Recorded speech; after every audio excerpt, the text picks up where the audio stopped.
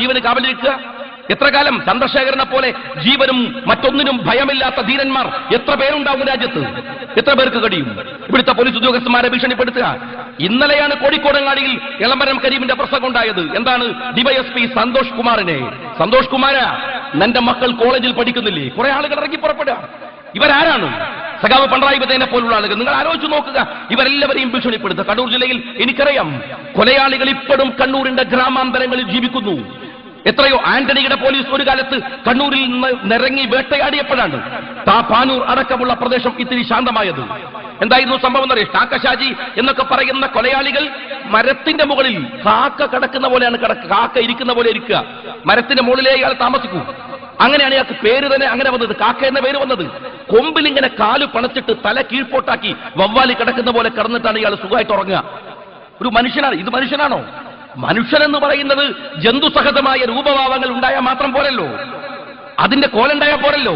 ിലേക്ക് ജന്തു കുടുംബങ്ങൾ സംരക്ഷിക്കാൻ വേണ്ടി മാത്രമാണ്. എന്നാൽ യഥാർത്ഥ കൊലയാളികൾ എപ്പോഴും പുറത്താണ്, ആസൂത്രകർ എപ്പോഴും പുറത്താണ്. ഇതെത്ര കാലമായി കണ്ണൂരിൽ തുടരുന്നു? എത്ര ഭരണകൂടങ്ങൾ മാറി മാറി വന്നു?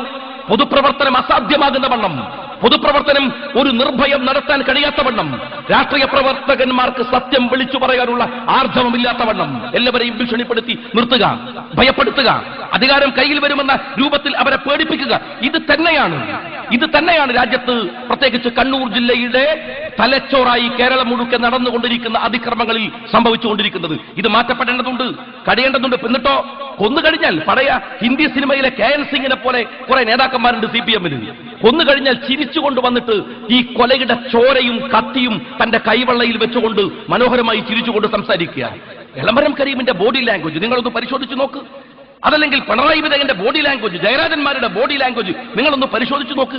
എന്തൊരു ചിരിയാണ്! എളമരം കരീമൊക്കെ ഈ കൊലയ്ക്ക് തൊട്ടുപിറ്റേ ദിവസം പത്രസമ്മേളനം നടത്തിയത് വ്യവസായ മന്ത്രിയായിരിക്കുമ്പോൾ കേരളത്തിന് വല്ല പ്രൊജക്ടും കൊണ്ടുവരുമ്പോൾ കാണുന്ന സന്ദേശം പോലെയാണ്.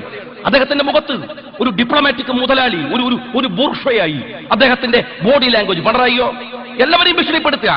ഈ അടുത്ത നമുക്കറിയാം, പറഞ്ഞ ഓരോ വാചകങ്ങൾ ആവർത്തിക്കേണ്ടി വരികയാണ്. എന്താണ്? ഒരു നികൃഷ്ടജീവി എന്ന് വിളിച്ചു പിണറായി വിജയൻ, ഒരു പള്ളിയിലച്ഛനെ, നികൃഷ്ടജീവി, ഒരു ബിഷപ്പിനെ. അത് കഴിഞ്ഞപ്പോ കോഴിക്കോടാണ് ഒരു മുതിർന്ന പത്രപ്രവർത്തകരെ വിളിച്ചിട്ട് പറഞ്ഞു, എടോ ഗോപാലകൃഷ്ണ, കത്തി കണ്ടിട്ടുണ്ടോ? കത്തിയെക്കുറിച്ച് അറിയോ? പേടിപ്പിക്കുകയാണ് ആര്? പിണറായി വിജയൻ. പിന്നെയോ തിരുവഞ്ചൂർ രാധാകൃഷ്ണൻ, എടോ രാധാകൃഷ്ണ, ഡിവൈഎസ്പിയെ, എടോ സന്തോഷ് കുമാര. ഇയാൾ ആര്? ഈ പിണറായി വിജയൻ ആര്? ഇയാൾ CPM-ന്റെ സെക്രട്ടറിയാണ്. അയാൾ ഒരു പഞ്ചായത്ത് മെമ്പർ പോലുമല്ല വർത്തമാന കേരളത്തിൽ. ഞാൻ അയാളെക്കാൾ ഡെസിഗ്നേറ്റഡ് ആണ്, ഞാൻ ഒരു MLA ആണ്. ഇയാൾ ആരാണ്? ഇയാൾ വലിയ തമ്പുരാനാണെങ്കിൽ CPM-ന്റെ സെക്രട്ടറിയാണ്. അത് CPM-കാരോട് കാണിച്ചാൽ മതി, നാട്ടുകാരുടെ പെരടിക്കുകാരിട്ടല്ല പിണറായി ഗുണ്ടായിസം കാണിക്കേണ്ടത്. ഇയാൾ ആരാണ്? എല്ലാവരെയും വെല്ലുവിളിക്കാൻ കേരളം എന്ന് പറയുന്ന സാമ്രാജ്യത്തിലെ സുൽത്താനാണോ സഖാവ് പിണറായി വിജയൻ? ഇയാളുടെ ബോഡി ലാംഗ്വേജ്, ഇയാളുടെ രീതി. ഒരു കാര്യം പലപ്പോഴും സുരേന്ദ്രൻ പറഞ്ഞിട്ടുണ്ട്, മുസോളിനിയെ ഓർമ്മയുണ്ടോ പിണറായിക്ക്? വലിയ ധിക്കാരിയായിരുന്നു ലോകത്ത്.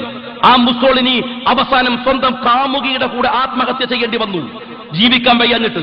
പിണറായി വിജയൻ നിരത്തിലിറങ്ങാൻ കഴിയാത്ത കാലത്തിലേക്ക് വരും അദ്ദേഹം ചെയ്ത പ്രവർത്തികൾ ജനങ്ങൾ അറിഞ്ഞാൽ. എന്നിട്ട് ഇന്നലെ നമ്മളുടെ എളമരം കരീമിന്റെ സ്റ്റേറ്റ്മെന്റ് ഇന്ന് പത്രത്തിൽ വായിച്ചപ്പോൾ ഞാൻ ചിരിച്ചുപോയി. അയാൾ പറയാണ്, അന്തേരി സുരയുടെ മകളുടെ രണ്ടാമത്തെ മോളുടെ കല്യാണത്തിന് ഞങ്ങൾ പോകും. എന്നിട്ട് പറയാണ്, അന്തേരി സുര അറസ്റ്റ് ചെയ്യപ്പെട്ടത് ഒരു പൊളിറ്റിക്കൽ കേസിലാണ്. എന്താണ് ഈ എളമരം കരീം പറയണത്? അന്തേരി സുര എന്തിനാണ് ജയിലിൽ പോയതെന്ന് അറിയോ? മൊയ്തു ഹാജി എന്ന് പറയുന്ന ഒരു വൃദ്ധൻ, 80 വയസ്സുകാരൻ, അദ്ദേഹത്തിന്റെ മകനുണ്ടായിരുന്ന ഒരു യൂത്ത് ലീഗ് അനുഭാവിയായിട്ടുള്ള യൂസഫ്.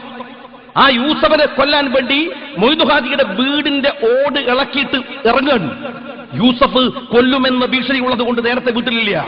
ഈ വൃദ്ധൻ, ആ സ്ത്രീകൾ വൃദ്ധന്റെ കഴുത്തിൽ ആദ്യത്തെ വെട്ടുപെട്ടുമ്പോ ആ സ്ത്രീകൾ പറയാൻ, നിങ്ങളെല്ലാം കൊണ്ടുപോയിക്കോ, പൊന്നെടുത്തോ, പണമെടുത്തോ, ഇതാ താക്കോൽ, എല്ലാം കൊണ്ടുപോയിക്കോ, ഞങ്ങളുടെ ഉപ്പാപ്പയെ വിട്ടേക്ക്. 80 വയസ്സുള്ള ആ മനുഷ്യനെ വെട്ടിക്കൊന്നിട്ട് അവിടെ ഉണ്ടായിരുന്ന അദ്ദേഹത്തിന്റെ വെറ്റില മുറുക്കുന്ന ആ പാത്രത്തിൽ ഒരു വെറ്റിലയിട്ട് അടക്ക ചേർത്ത് എന്നിട്ട് അത് കുത്തി അദ്ദേഹം തിന്നിട്ടാണ് ആ വീട്ടിൽ നിന്ന് ഒരു കൊലയാളി ഇറങ്ങിപ്പോയത്. അത്ര ഭീകരനാണ് അന്തേരി സുര. ആ അന്തേരി സുരയുടെ രണ്ടാമത്തെ മോളെ കല്യാണത്തിന് പോകുന്ന ഈ എളമരം കരീം പറയുന്നത്, ഞാൻ പറയുന്നത്, കരീമേ, രണ്ടാമത്തെ മോളെ കല്യാണത്തിന് പോണ്ട, രണ്ടാമത്തെ മോളെ തന്റെ വീട്ടിലേക്ക് മോനെ കൊണ്ട് കെട്ടിച്ചു കൊണ്ടുവന്നോ, അതാ കുറച്ചുകൂടെ നല്ലത്. കാരണം കരീബിനെ പോലത്തെ വലിയ വലിയ കൊമ്പം മുതലാളിമാർക്ക് ഇത്തരം ഗുണ്ടാബന്ധം നല്ലതാണ്. കാര്യം എന്താണ്?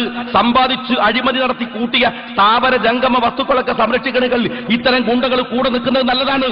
ഇളവരം കരീബിനെ പോലെയുള്ളവർക്ക് രാജ്യത്തിലെ ജനാധിപത്യത്തെ വെല്ലുവിളിക്കുക, ജനങ്ങളെ വെല്ലുവിളിക്കുക, അതിന് ഓശാന പാടാൻ വേണ്ടിയിട്ട് കുറെ ആളുകളും നാട്ടിൽ ഇടതുപക്ഷത്തിന്റെ CPM-കാരന്റെ ചെരുപ്പ് നക്കിയ വെള്ളം കുടിക്കുന്ന ഉളുപ്പില്ലാത്ത കുറെ സാംസ്കാരിക നായകന്മാരെന്ന് പറയുന്ന കുറെ ആളുകളും നട്ടലില്ലാത്തവർ. ഇന്ന് ONV കുറിപ്പ് പറയാണ്ട് ഞങ്ങൾക്ക് സൗകര്യമുള്ളപ്പം വിമർശിച്ചോളും.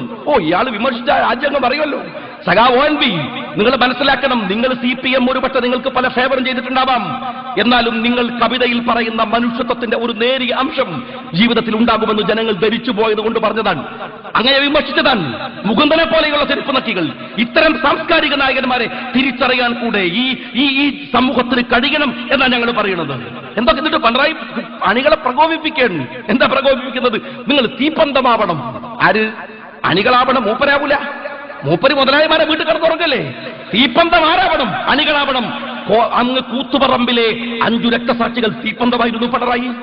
ജീവിച്ചിരിക്കുന്ന പുഷ്പന്റെ അമ്മ പറഞ്ഞെന്താണെന്നറിയോ?